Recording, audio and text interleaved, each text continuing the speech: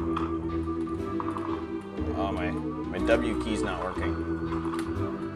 Well, looks like I jinxed myself. It's 100% safe to assume that this thing is just dead.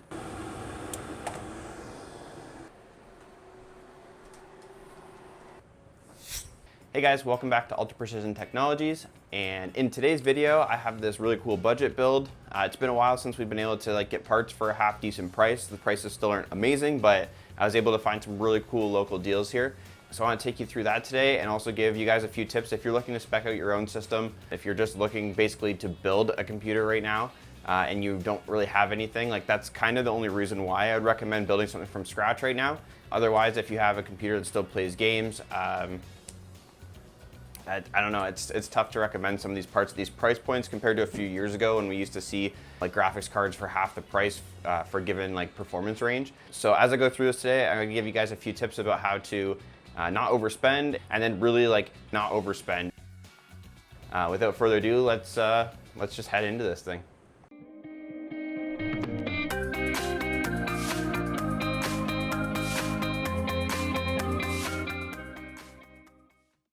So this is going to be an Intel-based build. I was looking at the Ryzen 5 5600 versus the new Intel i5-12400. I think the value pick really just is the Intel chip. They also make this in an F SKU, which basically is the 12400F, which means there's no integrated graphics on board. You can save a bit of money if you do that, usually 10 or 20 bucks. If you know you're going to be using an integrated GPU, which pretty much everyone will be. The only downside to not having onboard graphics on your CPU is if for some reason you don't have any display out on your graphics card, you plug your monitor in and nothing happens, you can't diagnose with the onboard chip. You need the integrated graphics. So this would allow you to plug the HDMI or display port.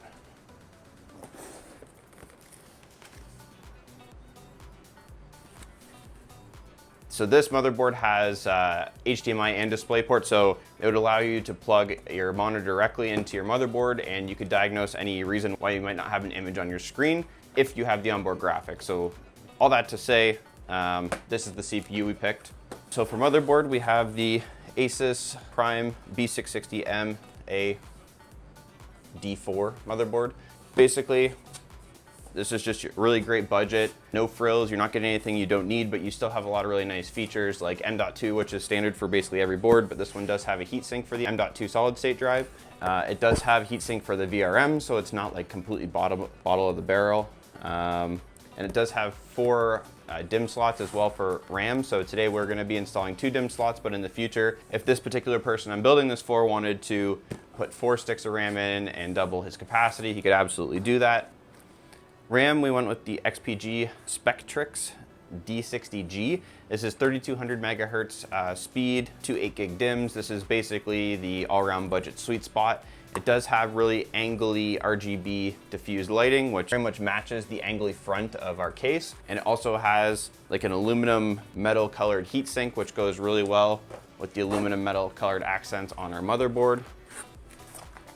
For storage, we have a 1 terabyte M.2 drive. This is Western Digital SN550. It's gonna be plenty fast for playing games at 1080p. This mainly is just going to be a gaming computer, but this is plenty fast for basically everything really an average user would use a PC for.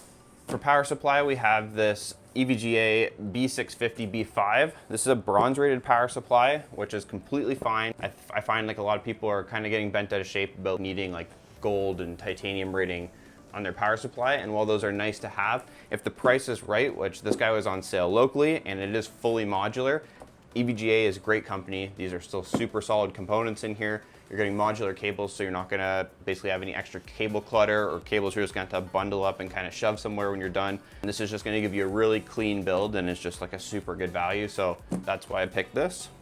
And for GPU, this is obviously the tough point right now at the market. Prices are getting better. I was actually surprised this card locally was actually cheaper than I thought it would be compared to what I've seen. I looked at the 1660 Super, 1660 Ti, 6600 XT, and 3050 and 3060. And essentially after just combing over benchmarks and just trying to figure out what is the best kind of dollar per frame rate kind of sort of thing, this card was the best one I could find. Once I knew I was going to pick a 6600 non-XT, just the regular 6600, I also kind of took into consideration matching aesthetics a little bit in the build too. So this Asus dual card does also have an aluminum brush piece at the front here, which is going to match our RAM and our motherboard. And also I was looking for a card, if I could, that was actually physically longer and bigger, just so it fills up the case and looks a little bit better. So that's the card we ended up settling on there. And then yeah, finally for the case, we have the Meshify C. This is the tempered glass version. And I was fortunate enough to find this was an open box locally. So literally it's brand new. There's not a scratch or a mark on it. It's just the store here locally didn't have a box for it. So I ended up getting it for a really good deal. And that's another thing to consider too. If you're just really trying to maximize like price to performance, in my opinion, nothing wrong with open box, guys. Just make sure you really check it over carefully, as most open box, or I think all open box things are final sale. So before you leave the store, make sure there's no scratches or dings or dents or anything that you couldn't live with. Save yourself some money. So I'm excited to build this thing, so let's do it. So from our pile of components here, the first thing we're going to want to start with is the motherboard. This is not necessarily a very technical, in-depth how-to. This is more so just like, I'm gonna throw this thing together, you guys can check it out. Doing an in-depth, like how to build a computer step-by-step process is definitely something that I would like to do. I'm just not doing it today. I'm just gonna throw this thing together and offer some like really generic, basic tips along the way. Like using your motherboard box is a great way to build your motherboard, all your components into here. And you can actually, before you ever put it, like everything into the system, you could fire it up on this box and check it all if it's a more complicated build, especially if you're doing like custom water cooling, or if you have like just a lot of like really intricate parts. You can definitely test everything before you build the system. For a really basic build like this, I don't think there's a ton of value testing it outside the case. It's kind of an extra step. You can definitely do it if you want, but I won't be doing that today. So I think we're gonna start with the traditional thing, which is installing the CPU first. So straight in, don't drop the CPU. Make sure it lays flat. You don't want it to press down on any of those pins and do any damage.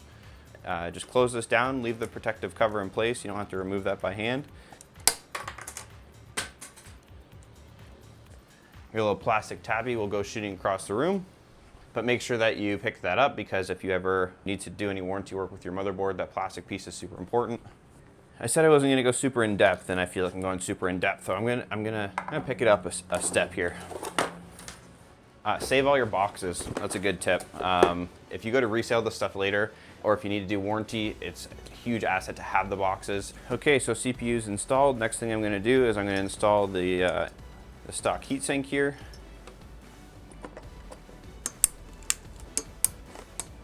So yeah, RAM, like I said, the XPG Spectrix RAM. As I'm about to stick these RAM sticks in, sometimes it doesn't matter which two slots you use. I'd always recommend just quickly consulting your motherboard manual. It literally only takes a quick second.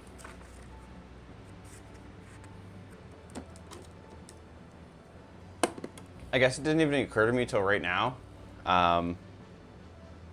But yeah, LGA 1200, 12th gen, these can use DDR5 or DDR4 modules. The memory controller built into the chip has provisions for both. And this is a DDR4 motherboard, which is good, because I'll be honest, I completely forgot about that. That's what the D4 stands for in the product SKU here, is DDR4, which is definitely what you want to choose if you're looking to do price to performance. DDR5 just makes no sense for a budget build right now whatsoever. So once they're all seated, they're gonna look something like this, which are looking really good. The silver here definitely matches the silver here. So next up, I think I'm going to do the M.2. This one is under a heatsink, so we'll have to just get in underneath here. After installing the M.2, make sure you peel this off. This is the thermal pad. There's a protective film on here. Make sure you peel that off so you get maximum heat transfer into the heatsink. Get our drive out. Actually, let's get rid of some of this garbage. Garbage, but not garbage. Don't throw it out. Keep the boxes. Don't be those people that throw out your boxes. No one likes those people.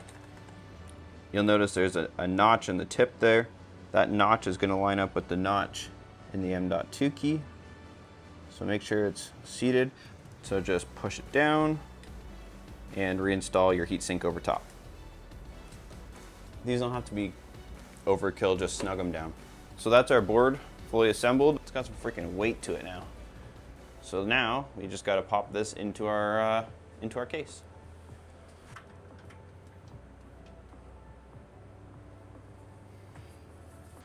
So I like to just get all the panels out of the way. Also go ahead and just remove any magnetic dust filters and stuff, just really strip it down. So make sure that you put the IO shield in before anything else. Double check that it's fully seated and install your motherboard. And when you are installing the board, really make sure that there's these little metal tabs, which basically are for static electricity, they're for grounding. It's really important to make sure that those little tabs don't end up going into your IO ports when you're installing the motherboard. Onto the power supply.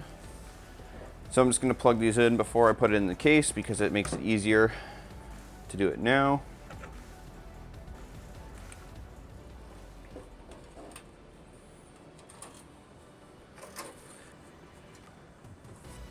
And I guess we can throw our GPU in now, because we're going to need to know where that power cable is on the GPU. So, fresh GPU smell too. Kind of like fresh power supply smell. And to all you people out there who don't like to peel off this plastic stuff, I will never understand why. Peel it off. Don't be a savage. It's yours, you bought it, enjoy it. Don't keep it nice for the next guy. Y'all work hard for your money. Enjoy your stuff. And no, leaving it on with all these little bubbles and stuff does not look better than just taking it off. So just take the frickin' plastic off. Don't be that guy. Enjoy your stuff. We don't have to do peel ASMR here. We just need to get this stuff off, you know? Enjoy your stuff. What am I trying to say? Don't be that guy that has a smashed up tempered glass smartphone screen protector and is like, well, at least I'm protecting my screen. What are you protecting it from? If it's smashed up, if you got the tempered glass screen protector, which those things always break, or if you got the plastic one and it's scratched to hell from the keys in your pocket, it doesn't look better. You know? Take the plastic off. Take the screen protector off your phone. Live your life, you know? Anyway.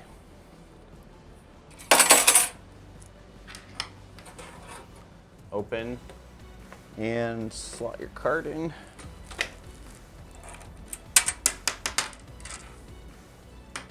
Remember when I said earlier that this is not a tutorial? I'm sticking by it. It's not a tutorial. Front panel stuff. Well, let's do HD audio. HD audio looks easy.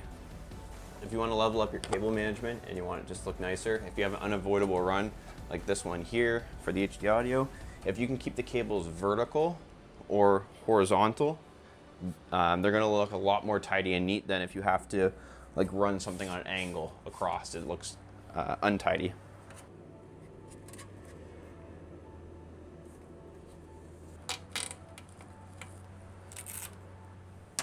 So there we go, guys. I'm pretty happy with that. Main thing is just easy to take the side panel off without snagging any cables, so making sure everything's laying nice and flat. When I cable manage stuff, I definitely prioritize the side that you see. So just nice straight runs. From this side looks amazing. So remember back in the beginning of the video when I said this? For a really basic build like this, I don't think there's a ton of value testing it outside the case. Well, it looks like I jinxed myself because this NVMe drive is dead. This Western Digital SN550 is DOA, dead on arrival. Wasn't showing up in BIOS, so I just grabbed a Crucial P5 I have on hand, stuck that in there. It shows up no problem. The system I took this Crucial P5 out of is my test bench I have over here. I just tried popping this SN550 into this board, also doesn't show up in BIOS, so I think it's pretty safe to assume that, well, it's 100% safe to assume that this thing is just dead. So now I'm off to my local computer shop to warranty this drive. It sets me back about an hour and a half in this build, but let's just get it and get Windows installed. So it's a few days later. We did end up having to RMA, or I guess just do a quick direct return exchange on the SN550 hard drive because it was DOA. When we were picking up the hard drive, that was right after I had just finished filming all the B-roll, and I was a little underwhelmed by like the overall like wow factor appearance of the build. So I made another quick little stop and we picked up some Fantex neon RGB strips to throw in here and really complete the look. I was trying to really put myself in the shoes of the guy who I built this for. It's his first gaming PC and I just really wanted to have that wow factor. So I think the addition of these strips was a cheap way to really bring the whole build together. So yeah, have a look.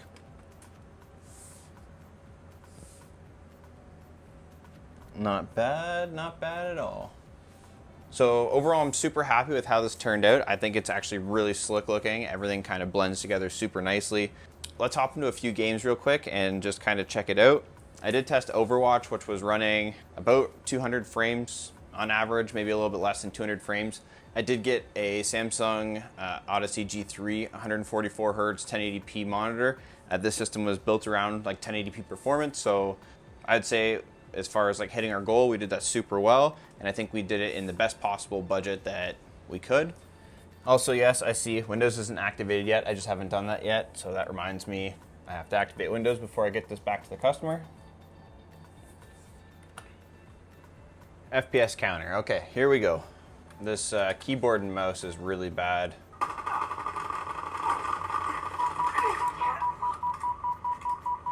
So it's staying around the 80s, 80 FPS. I was also realizing I was just recording at 24 FPS, so the gameplay probably looked especially bad.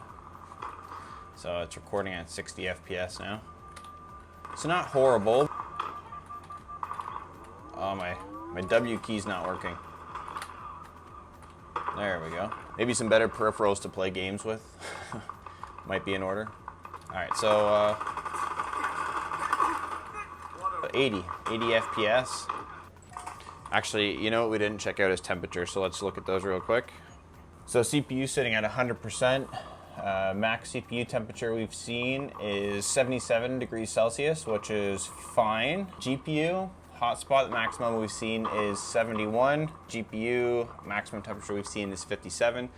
So GPU, perfectly fine, respectable temperatures. CPU, tiny bit on the warm side, but everything's totally safe here.